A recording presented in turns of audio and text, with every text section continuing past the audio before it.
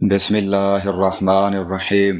حضرت ابو ہریرہ رضی اللہ عنہ نبی اکرم صلی اللہ علیہ وآلہ وسلم کا یہ فرمان نقل کرتے ہیں، بے شک اللہ تعالیٰ نے عرش کے آگے نور کا ایک ستون بنایا ہے۔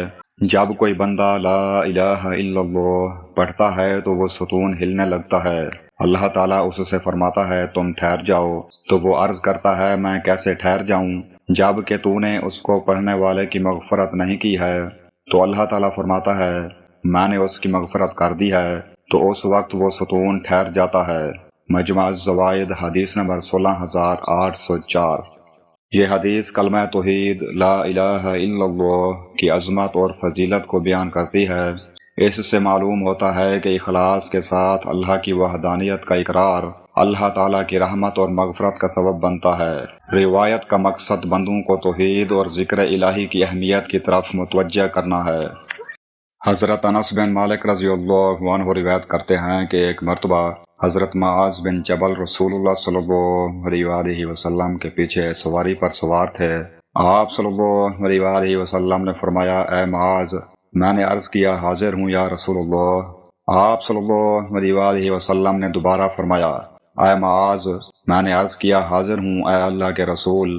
آپ صلی اللہ علیہ وآلہ وسلم نے سہ بارہ فرمایا اے معاذ، میں نے عرض کیا حاضر ہوں اے اللہ کے رسول۔ 3 بار ایسا ہوا۔ اس کے بعد آپ صلی اللہ علیہ وآلہ وسلم نے فرمایا کہ جو شخص سچے دل سے اس بات کی گواہی دے کہ اللہ کے سوا کوئی معبود نہیں ہے اور محمد صلی اللہ علیہ وآلہ وسلم اللہ کے سچے رسول ہیں، اللہ تعالیٰ اس کو دوزخ کی آگ پر حرام کر دیتا ہے۔ میں نے کہا یا رسول اللہ، کیا اس بات سے لوگوں کو باخبر نہ کر دوں تاکہ وہ خوش ہو جائیں؟ آپ صلی اللہ علیہ وآلہ وسلم نے فرمایا اگر تم یہ خبر سناؤ گے تو لوگ اس پر بھروسہ کر بیٹھیں گے اور عمل چھوڑ دیں گے۔ حضرت معاذ رضی اللہ عنہ نے انتقال کے وقت یہ حدیث اس خیال سے بیان فرما دی کہ کہیں حدیث رسول چھپانے کے گناہ پر ان سے آخرت میں مواخذہ نہ ہو۔ صحیح بخاری حدیث نمبر 128۔ یہ فضیلت اس شخص کے لیے ہے جو اخلاص سے دل کے ساتھ کلمہ توحید پر ایمان لائے اور اس کے تقاضوں پر عمل کرے۔ صرف زبانی اقرار کافی نہیں بلکہ سچا ایمان اور اطاعت الہی بھی ضروری ہے۔